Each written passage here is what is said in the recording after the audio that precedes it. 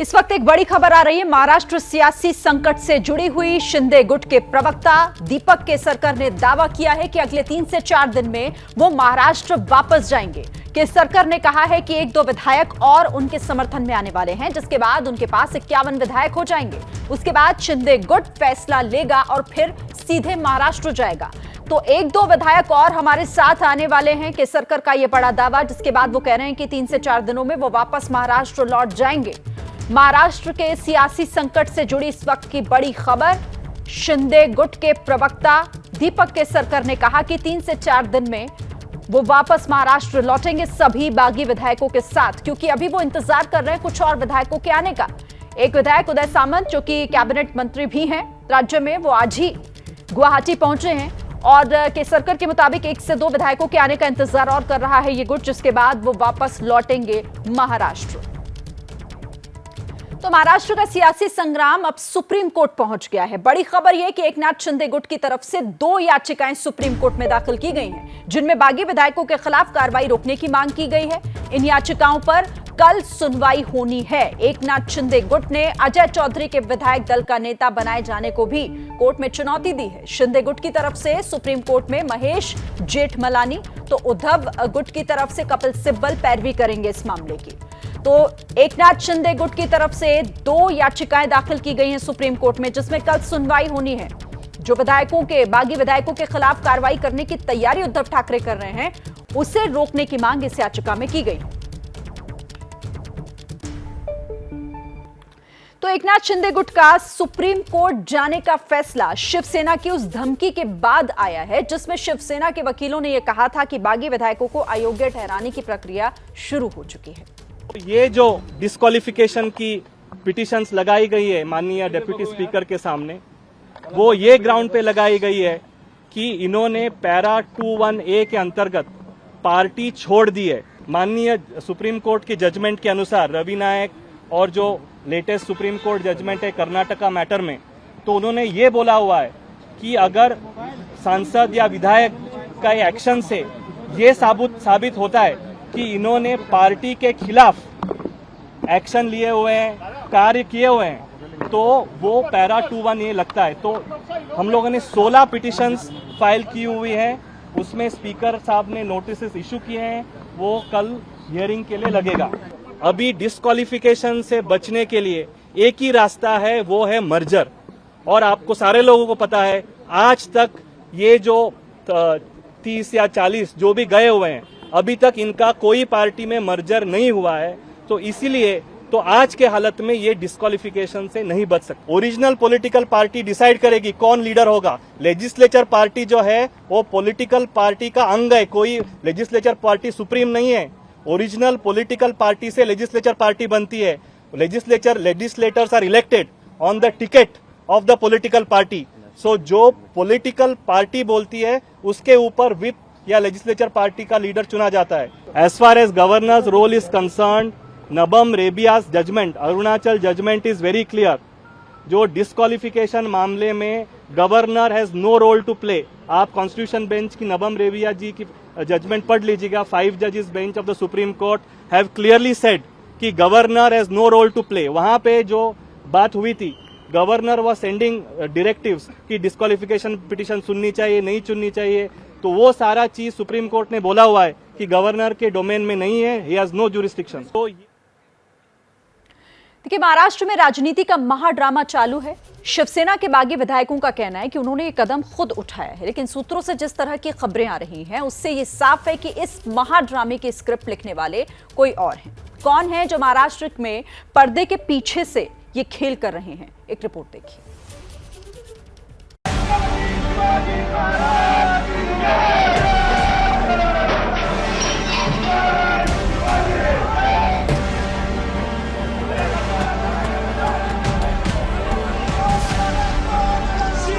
शिवसेना के अंदर छिड़ा संग्राम अब होटलों और दफ्तरों के बंद कमरों से निकलकर सड़कों तक आ पहुंचा है। लेकिन महाराष्ट्र में पर्दे के पीछे भी सियासी घटनाक्रम तेजी से करवट बदल रहा है। बागियों को लेकर उद्धव ठाकरे की सरकार एक्शन में है, तो बीजेपी की पैनी नजरें भी घटनाक्रम पर गड़ी हैं। सूत्रों के मुताबिक बागी गुट के नेता एकनाथ शिंदे शुक्रवार रात में गुजरात गए थे। बीजेपी नेता देवेंद्र फडणवीस के नजदीकी सूत्रों के मुताबिक वो भी शुक्रवार रात मुंबई से इंदौर गए। वहां कुछ देर रुकने के बाद गुजरात रवाना हो गए। ऐसे में सवाल उठ रहा है कि क्या शिवसेना की बगावत को बीजेपी हवा दे रही है? मुझे तो किसी बात का है कि जिस आसाम में बाढ़ आए हैं, जहां लोगों के लिए कपड़े नहीं है, अभी रहने की कोई क्षमता नहीं है, वहां ऐसे हमारे जो फुटीरवादी आमदार है, विधायक है, उनके लिए पैसा खर्च किया जा रहा है। ये आसाम के लोगों ने भी सोचना जरूरी है, महाराष्ट्र के लोगों ने भी सोचना जरूरी है, देश के लोगों ने सोचना जरूरी है। और इस देश में लोकशाही है कि नहीं, इसका सवाल होता है, क्योंकि ये ऑक्शन जैसे लेके जा रहे हैं। देखिए, हम लोग अभी भी शिवसेना में हैं। जो एक मिसअंडरस्टैंडिंग फैली जा रही है कि हम लोगों ने शिवसेना छोड़ी है, ऐसी कोई भी बात नहीं है। हम सिर्फ अपना गट अलग कर रहे हैं और जो बाला साहब की विचारधारा है कि हम किस दिशा में जाना चाहते हैं, इसके बारे में हमने हमारे पक्ष प्रमुख जी को बार बार विनती की थी कि हमें इसी दिशा में जाना है और हमारा जो कहना था हमने उनको बोल दिया है। उनको मान्य करना, ये न मान्य करना, ये उनका अधिकार है। खुद को असली शिवसेना बता रहा बागी गुट जहां बीजेपी के साथ गठबंधन की बात कर रहा है, वहीं गुवाहाटी में उनकी मौजूदगी को लेकर भी शिवसेना सवाल उठा रही है। पार्टी में बगावत के पीछे शिवसेना बीजेपी का हाथ मान रही है। हालांकि अभी तक बीजेपी शिवसेना के बागियों के पक्ष में खुलकर सामने नहीं आई है। जाहिर है सत्ता की बिसात पर असली चालें पर्दे के पीछे से ही चली जा रही हैं। बीजेपी क्यों बिल देगा? अब जाके रेडिशन में बाद में खबर लेके आइए। असम का लोग पैसा नहीं दे रहा है, असम का लोग उल्टा वो लोग से पैसा कलेक्ट कर रहा है in the form of tax. हमारा तो फायदा हो रहा है असम। बीजेपी सपोर्ट कर रहा है कि बीजेपी महाराष्ट्र में बीजेपी सपोर्ट करे ना करे, इसमें मैं क्यों पढ़ूं? मेरा तो इतना ही है कि असम में अगर कोई गेस्ट आया है, they should live securely, they should have a comfortable stay. अगर कोई काल काँग्रेस का भी लोग आए, उसको भी कम्फर्ट अँड सिक्युरिटी देना मेरा काम है। सगळ्या सैनिकांची आणि त्यांची इच्छा असेल तर चला भाजप सोबत, पण म्हटलं जो भाजप आपल्याशी विश्वासघातकीपणाने आतापर्यंत वागलेला आहे, एकदा दोनदा 14 साली युती तोडली, 19 साली आपल्या विरुद्ध बंडखोर उभे केले, आपल्याला दिलेली वचनं त्यांनी नाकारली, त्याच भाजपासोबत जायचं जर का असं शिवसैनिकांचं मत असेल तर म्हटलं एक गोष्ट आणखीन पाहिजे की एकतर भाजपकडनं व्यवस्थित प्रपोजल आलं पाहिजे, सगळ्यांना आपल्या सैनिकांना मान्य पाहिजे। महाराष्ट्र में चल रहे राजनीतिक महाड्रामे का सूत्रधार कौन है, ये तो आने वाले वक्त में साफ हो जाएगा। लेकिन जिस तेजी से घटनाक्रम बदला है, उसने देश में अवसरवाद की राजनीति का एक और उदाहरण पेश कर दिया है। अब महाराष्ट्र से आपको यूपी लेकर चलते हैं, जहां लोकसभा की 3 और विधानसभा की 7 सीटों पर उपचुनाव के नतीजे आ गए हैं। यूपी के आजमगढ़ और रामपुर लोकसभा सीट पर बीजेपी ने कब्जा कर लिया है। आजमगढ़ में भोजपुरी सुपरस्टार और बीजेपी उम्मीदवार दिनेश लाल यादव निरहुआ ने जीत हासिल की, तो आजम खान के गढ़ यानी रामपुर में बीजेपी के घनश्याम लोधी ने जीत का परचम लहराया।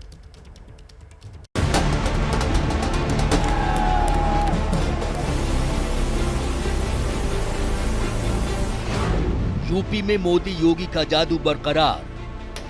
उत्तर प्रदेश के अंदर 2024 के विजयश्री के लिए एक दूरगामी संदेश भी दिया है। आजम अखिलेश के गढ़ में खिला कमल। कुछ लोगों को लगता था कि ये वोट तो हमारी बपौती है, इस वोट पर तो हमारा जन्म सिद्ध अधिकार है, ये वोट तो कोई हिल ही नहीं सकता, ये तो हमारा गढ़ है। वो गढ़ गड्ढे में चला गया। रामपुर सीट पर बीजेपी की बड़ी जीत।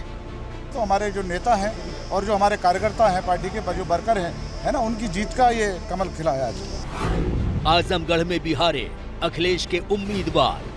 भारतीय जनता पार्टी की सरकार कितनी अच्छी तरह से काम कर रही है, प्रधानमंत्री जी कितना अच्छा कर रहे हैं, हमारे मुख्यमंत्री जी अच्छा कर रहे हैं, इसीलिए यहाँ कमल खिला है। डबल इंजन की सरकार, अखिलेश की दोहरी मार। मैं पार्टी के राष्ट्रीय अध्यक्ष जी का, पार्टी की लीडरशिप का, आजमगढ़ की लीडरशिप का आभार व्यक्त करता हूँ, धन्यवाद देता हूँ कि उन्होंने मुझे इस लायक समझा। साथ ही साथ अफसोस जाहिर करते हुए पार्टी से क्षमा मांगता हूँ कि पार्टी की उम्मीदों को पूरा नहीं कर पाए। जिस रामपुर और आजमगढ़ में मुलायम, अखिलेश और आजम खान की तूती बोलती थी, वहां अब बीजेपी राज करेगी। आजमगढ़ और रामपुर लोकसभा सीट पर हुए उपचुनाव में बीजेपी ने समाजवादी पार्टी को जोरदार पटखनी दी है। रामपुर में बीजेपी के घनश्याम लोधी ने समाजवादी पार्टी के आसिम रजा को 42,192 वोटों से हरा दिया, जबकि आजमगढ़ में बीजेपी के दिनेश लाल यादव निरहुआ ने समाजवादी पार्टी के धर्मेंद्र यादव को 8,679 वोटों से मात दी। इस कामयाबी से रामपुर, आजमगढ़ से लेकर लखनऊ तक बीजेपी जीत की होली खेल रही है। प्रधानमंत्री मोदी जी के नेतृत्व में गांव, गरीब, किसान, नौजवान, महिलाएं और समाज के प्रत्येक तबके के हितों के लिए जो कार्य किए गए हैं, वह कार्य जनता जनार्दन ने हाथों हाथ लिए हैं। पीएम मोदी ने भी रामपुर और आजमगढ़ में बीजेपी की जीत पर ट्वीट किया। आजमगढ़ और रामपुर उपचुनाव में जीत ऐतिहासिक है। ये केंद्र और यूपी में डबल इंजन सरकारों के लिए व्यापक पैमाने पर स्वीकृति और समर्थन का संकेत देता है। समर्थन के लिए लोगों का आभारी हूं। मैं पार्टी कार्यकर्ताओं के प्रयासों की सराहना करता हूं। अपने आजमगढ़ रामपुर की लोकसभा, महत्वपूर्ण लोकसभा की जीत आदरणीय मोदी जी, योगी जी की लोकप्रियता है, कार्यकर्ताओं की परिश्रम की पराकाष्ठा है और जनता जनार्दन का आशीर्वाद है। बीजेपी भले ही लोकसभा उपचुनाव में मिली जीत को ऐतिहासिक बता रही हो, लेकिन आजम खान अभी भी हार मानने को तैयार नहीं। कह रहे हैं कि उनके वोटरों को वोट ही नहीं डालने दिया गया। चुनावी नतीजे कहाँ है? चुनाव था ही कहाँ? इसे ना चुनाव कह सकते हैं, ना चुनावी नतीजे कह सकते हैं। 900 वोट का पोलिंग स्टेशन और 6 वोट, 500 का पोलिंग, मोहल्ला मुसलमानों का 1 वोट। आपको बता दें कि रामपुर की सीट आजम खान के इस्तीफे के बाद खाली हुई थी और अखिलेश ने विधानसभा चुनाव लड़ने के लिए आजमगढ़ सीट छोड़ी थी। लेकिन अब जो नतीजे आए हैं वो इस बात का भी इशारा है कि उत्तर प्रदेश की राजनीति में यादव परिवार और आजम खान का वर्चस्व टूट रहा है। यही नहीं, इसे 2024 के लोकसभा चुनाव का ट्रेलर भी माना जा रहा है। इस जीत से योगी ने 4 साल पहले गोरखपुर और फूलपुर की उस हार का भी बदला ले लिया है, जब सीएम बनने के बाद उनकी और उप मुख्यमंत्री बने केशव प्रसाद मौर्य की फूलपुर लोकसभा सीट पर समाजवादी पार्टी और उसके समर्थक वाले उम्मीदवार ने कब्जा कर लिया था। यूपी में बीजेपी की इस बड़ी जीत को राष्ट्रीय अध्यक्ष जेपी नड्डा ने भी विकास की नीतियों की जीत बताया है। इसे आपको सुनवाते हैं जेपी नड्डा ने क्या कुछ कहा इस जीत को लेकर।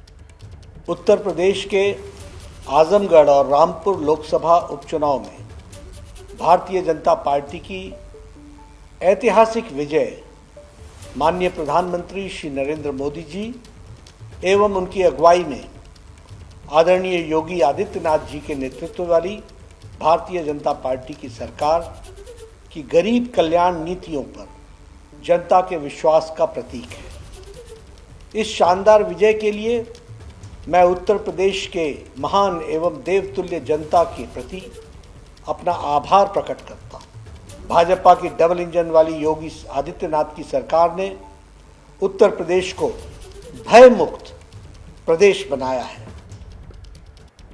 और इस खबर पर बातचीत करने के लिए सीधे रुख कर लेते हैं हमारे सहयोगी इस वक्त हमारे साथ जुड़ गए संजय त्रिपाठी। संजय, जिस तरह से आजमगढ़ और रामपुर दोनों समाजवादी पार्टी का गढ़ और यहां दोनों सीटों पर जीत हासिल हुई है बीजेपी को, तो बीजेपी जो ये कह रही है कि ये डबल इंजन की सरकार की जीत है और यहां पर जिस तरह से सरकार को जिताकर, बीजेपी को जिताकर जनता ने भी मोहर लगा दी है कि ये विकास की राजनीति की जीत हो रही है। बिल्कुल शिरीन, और उत्तर प्रदेश के लिए बार बार ये कहा जाता है कि दिल्ली की सत्ता, केंद्र की सत्ता का रास्ता उत्तर प्रदेश से होकर गुजरता है। 80 लोकसभा सीटों वाला प्रदेश है। ये उपचुनाव था मात्र 2 सीटों पर, लेकिन एक बड़ा मैसेज है सन 2024 के लिए कि जिस तरह से 2 लोकसभा सीटों पर भारतीय जनता पार्टी की जीत हुई और ये 2 लोकसभा सीटें सामान्य सीटें नहीं थी, ये समाजवादी पार्टी का गढ़ रही है। मैं एक एक सीट पर बात करूंगा, पहले मैं आजमगढ़ की चर्चा करता हूं। आजमगढ़ में 18.5 लाख से ज़्यादा वोटर हैं और आज जो निरहुआ की जीत हुई है वो 8,679 वोटों से जीत हुई है। बहुत मामूली वोट हैं लेकिन मैसेज बहुत बड़ा है। ट्रायंगुलर फाइट हुई, 3 लोगों के बीच में लड़ाई हुई और आखिरकार निरहुआ ये सीट निकाल ले गए। दूसरी सीट है रामपुर। रामपुर आजम खान का गढ़ माना जाता था और आजम खान से ये गढ़, उनका किला जो है तो भारतीय जनता पार्टी ने भेद दिया। 42,000 से ज़्यादा वोटों से घनश्याम लोधी की जीत हुई है। ये कहीं ना कहीं एक बड़ा व्यापक संदेश है कि नहीं, अब विकास की बात होगी, अब सबका जिस तरह का भारतीय जनता पार्टी का नारा है ना वो कि सबका साथ, सबका विकास, सबका विश्वास, उस पर वोट पड़ेगा। उसी के तहत दोनों की दोनों सीटें जो समाजवादी पार्टी के पास थी अब भारतीय जनता पार्टी के पास हैं। तो कहीं ना कहीं जो जातीय समीकरण होते थे वो बदल रहे हैं, समीकरण भी बदल रहे हैं और एक ये नया जो समीकरण है। अच्छा, इस वक्त असदुद्दीन ओवैसी कुछ कह रहे हैं, उनको सुन लेते हैं। पार्लियामेंट सीट से बीजेपी जीत गई, कौन जिम्मेदार है इसका? किसको आप बोलेंगे कि बी टीम, सी टीम, डी टीम, ई टीम बोलेंगे? किसको वोट कटवा बोलेंगे? महाराष्ट्र में वहाँ पर शिवसेना के 40 विधायक भाग गए, किसको जिम्मेदार करार देंगे वहाँ पर आप? इसीलिए हम कह रहे हैं कि वो जो लोग ये सब बातें करते हैं, मुसलमानों को ख़ास तौर से सोचना चाहिए कि वो अपने वोट का सही इस्तेमाल करें, अपनी एक आज़ाद इंडिपेंडेंट पॉलिटिकल लीडरशिप को बनाएं और उसकी ज़रूरत है आज भारत में। जैसा आपको बी टीम का कहा जाता है, तो बस ये थे बी टीम, आप तो खुश होंगे फिर इस रिजल्ट से? नहीं, मुझे इस बात की तकलीफ़ है कि भाजपा जीत गई, यकीनन मुझे तकलीफ़ है और मुझे पहले से अंदाज़ा था, बल्कि जो मीडिया के जानकार लोग हैं जो हमसे ऑफ द रिकॉर्ड बात किए थे, हमसे कह रहे थे कि नहीं हो पाएगा, समाजवादी पार्टी से नहीं जीत पाएंगे। इतना अहंकार अखिलेश यादव का कि जिस पार्लियामेंट सीट से उनके पिताजी एमपी थे, फिर वो बने, आप वहाँ पर जाते भी नहीं लोगों को बताने के लिए कि वो क्यों इलेक्शन नहीं लड़ रहे हैं। इतना अहंकार।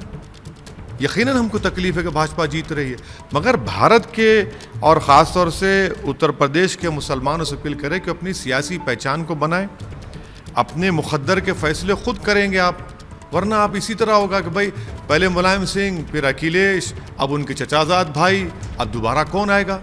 तो गुड्डू जमाली को वोट देते तो क्या हो जाता कि आसमान गिर जाता और यादव वोट खुद डिवाइड हो गया वहाँ पर।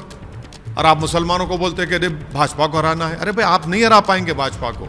हम ये बात विधानसभा के चुनाव में कह चुके हैं। तो समाजवादी पार्टी की हार पर ये ओवैसी जो है वो तंज कर रहे थे और कह रहे थे बीजेपी को हराने की ताकत समाजवादी पार्टी में नहीं है। आगे बढ़ते हैं। देखिए, उत्तर प्रदेश की बात हमने कर ली, लेकिन पूर्वोत्तर में भी बीजेपी का परचम आज लहराया है। त्रिपुरा में 4 खाली सीटों पर उपचुनाव हुए, नतीजे बीजेपी के लिए शुभ समाचार लेकर आए। पूर्वोत्तर भारत में भी बीजेपी का परचम।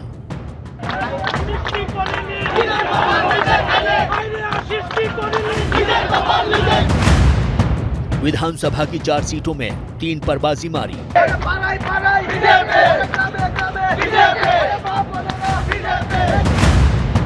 मुख्यमंत्री माणिक साहा बारदोली सीट पर जीते।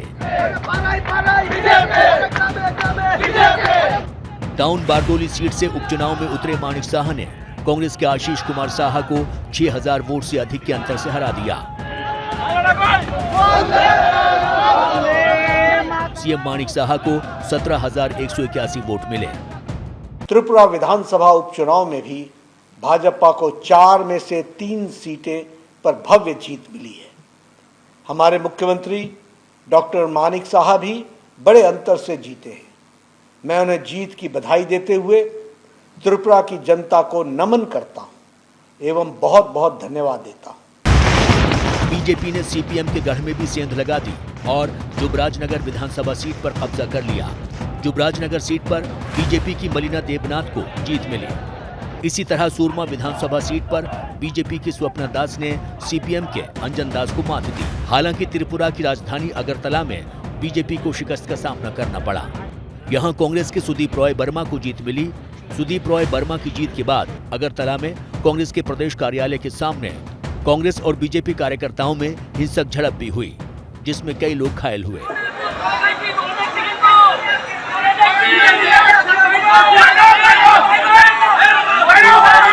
पुलिस स्टेशन और प्रदेश कांग्रेस कार्यालय एकदम 10-15 मीटर के दूरी पर है। इसके बावजूद भी बीजेपी के गुंडों द्वारा चाकू चलाना, पत्थरबाजी करना, आप समझ सकते हैं कि किस तरह का लॉ एंड ऑर्डर है त्रिपुरा में। त्रिपुरा उपचुनाव में 3-1 से मुकाबला जीतने के बाद बीजेपी गदगद है। पीएम मोदी ने ट्विटर पर लिखा, मैं त्रिपुरा के लोगों को बीजेपी के विकास के एजेंडे और हमारे उम्मीदवारों पर विश्वास जताने के लिए धन्यवाद देता हूं। हमारी सरकार लोगों की आकांक्षाओं को पूरा करती रहेगी। मैं अपने कार्यकर्ताओं की कड़ी मेहनत के लिए उनकी सराहना करता हूं। तो महाराष्ट्र की सियासी लड़ाई अब सुप्रीम कोर्ट तक पहुंच गई है। उद्धव ठाकरे के हाथ में आई सत्ता और शिवसेना के इस वक्त जो दुर्गति हो रही है, उसको लेकर सवाल यही खड़े हो रहे हैं कि क्या बाला साहेब ठाकरे जिंदा होते तो ऐसा होता। सवाल यह भी है कि उद्धव बाल ठाकरे की जिस विरासत की बात करते हैं, क्या वो खुद उस विरासत से दूर नहीं हो गए? इन्हीं जवाबों को तलाश करती हमारी एक खास रिपोर्ट देखिए।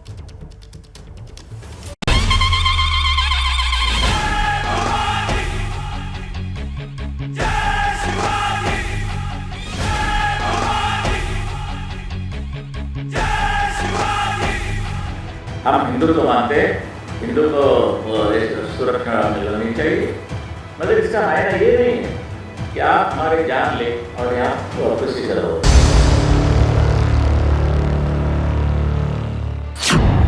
भगवा ध्वज, शेर की छाप और सिंह की ये दहाड़। अरे सिर्फ तो शिवसेना दिखाई पड़ते, जब हम करते इतना भी हो तो इतना करते। ये थी बाला साहब ठाकरे की शिवसेना। और अब देखिए उद्धव ठाकरे की शिवसेना।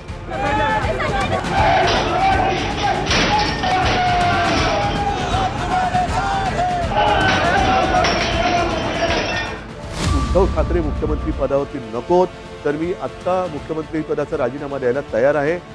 बाला साहब की एक शिवसेना उद्धव के जमाने में दो फाड़ मट गई। सवाल ये नहीं है कि बाला साहब होते तो क्या ऐसा होता, सवाल ये है कि इस वक्त बाला साहब ठाकरे होते तो वो क्या करते। शेर को पालना मुश्किल होता है और उसकी सवारी करना जानलेवा।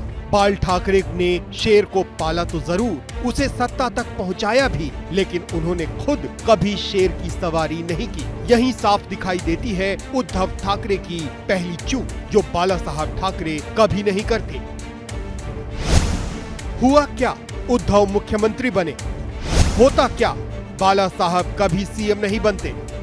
जिस तरह उद्धव ठाकरे ने खुद के मुख्यमंत्री बनने का ठिकरा शरद पवार पर फोड़ने की कोशिश की है, जिस तरह शिवसैनिकों को संबोधित करते हुए अपने फेसबुक लाइव में उन्होंने सरकार की अगुवाई करने की मजबूरी दिखाने की कोशिश की है, आज ज्यादातर शिवसैनिक यही मानते हैं कि अगर बाला साहब ठाकरे होते तो वो ऐसा नहीं करते। सत्ता की अगुवाई करते हुए मुख्यमंत्री बनना उद्धव ठाकरे की सबसे बड़ी भूल बताई जा रही है। जब बाला साहब ठाकरे थे तब उद्धव ने उनको एक प्रॉमिस किया था कि शिवसेना का फिर से मैं मुख्यमंत्री बना के दिखाऊंगा। तो वो खुद बनना चाहते थे या और किसी शिवसेना के नेता को बनाना चाहते थे, वो अलग बात थी। शायद जिस तरीके से उन्होंने जिस तरीके अपनाए उन्होंने मुख्यमंत्री बनने के लिए, वो शायद बाला साहब ठाकरे अप्रूव नहीं करते, लेकिन जो एंड रिजल्ट है वो उसके ऊपर खुशी भी जताते, ऐसा मुझे लगता है। बाला साहब की शिवसेना और उद्धव ठाकरे की शिवसेना में कितना बड़ा फर्क है, इसकी बानगी है महाअघाड़ी सरकार। अगर बाला साहब जिंदा होते तो वो कांग्रेस गठबंधन के साथ कभी महाराष्ट्र में सरकार बनाने को राजी नहीं होते। हुआ क्या, उद्धव कांग्रेस एनसीपी की सत्ता में साथी बने। होता क्या, बाला साहब ने कांग्रेस के साथ सत्ता की जगह पार्टी खत्म करने का उसूल रखा।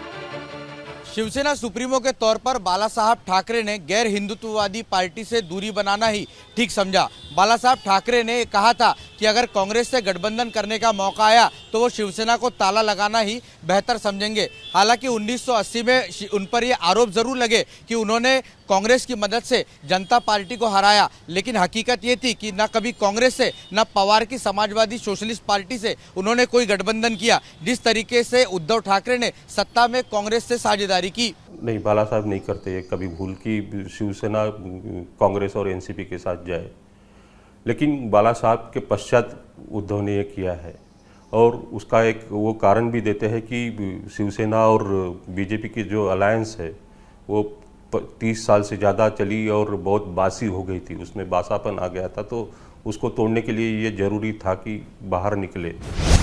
ये तस्वीरें हैं अमरावती की निर्दलीय सांसद नवनीत राणा की गिरफ्तारी के बाद जेल में बंद रहने वाली राणा दंपत्ति अब जमानत पर है।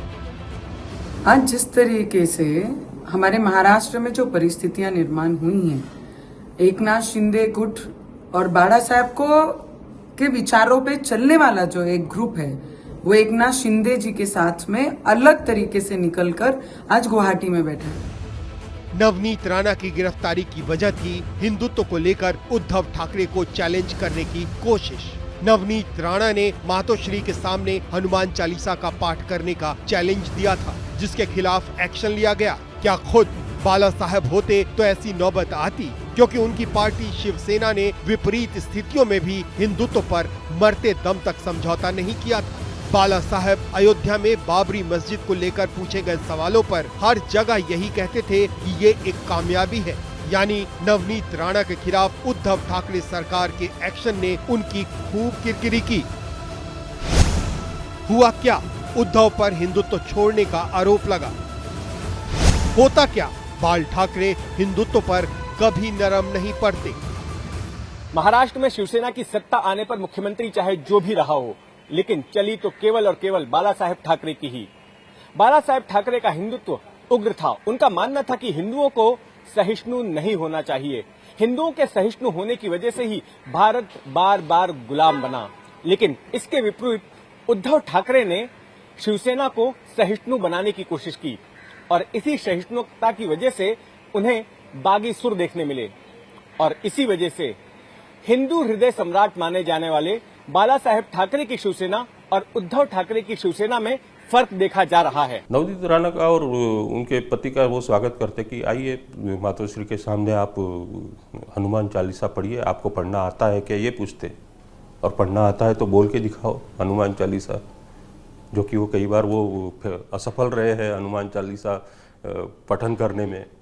तो बाला साहब अलग तरीके से उनको चैलेंज करते, ये कानूनी तौर से चैलेंज नहीं करते उनके, और उनको उनकी जगह दिखा देते एक आध बार, यानी वो अगर गलत है तो गलत साबित कर देते। तो ये दोनों नेताओं के स्टाइल का एक ये डिफरेंस है कि किस तरह से वो पेश आते इससे। बाला साहब ठाकरे होते तो क्या होता, ये सवाल नहीं है। सवाल यह है कि क्या उद्धव सिर्फ उनके बेटे होने की वजह से शिवसेना की विरासत पर बरकरार है, या उन्हें सोच और एक्शन के तौर पर भी उस विरासत को कायम रखने की कोशिश करनी चाहिए। सवाल सिर्फ सत्ता में शामिल होने या कांग्रेस के साथ गठबंधन करने या हिंदुत्व के मुद्दे पर कमजोर पड़ने का नहीं है, बल्कि उद्धव को असली काम करने की जरूरत है, शिवसेना की सोच, समझ और छवि को दोबारा हासिल करने की।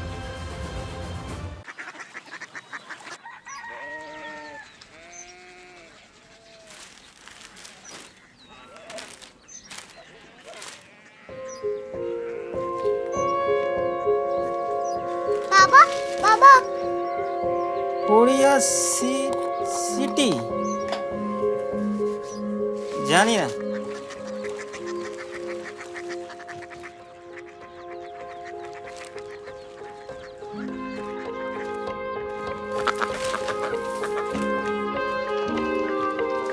Korea city? हाँ।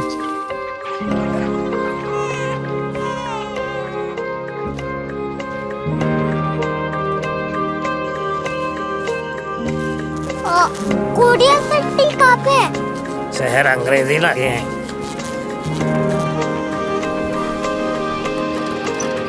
Korea city.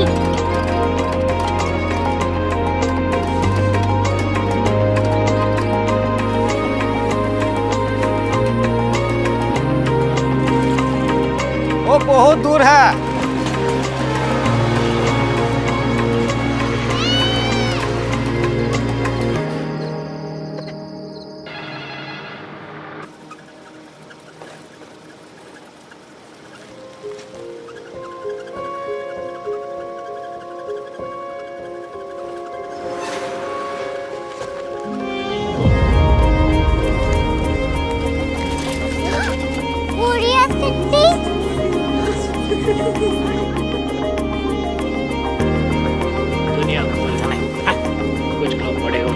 क्यूरियोसिटी कहाँ है? प्रोफेसर साहब को पता होगा। हो, ये छोटा वाला ग्लोब लगता है और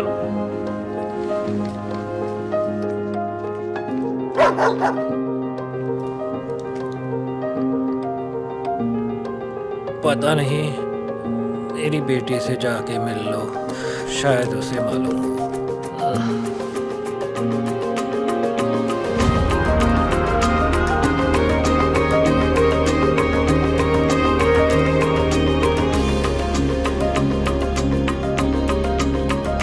हाय, बाबा ने भेजा है। Come here. क्यूरियोसिटी। क्यूरियोसिटी नहीं, क्यूरियोसिटी। वो क्या? That's what brought you here? जो तुम्हें यहाँ तक ले आया। क्यूरियोसिटी।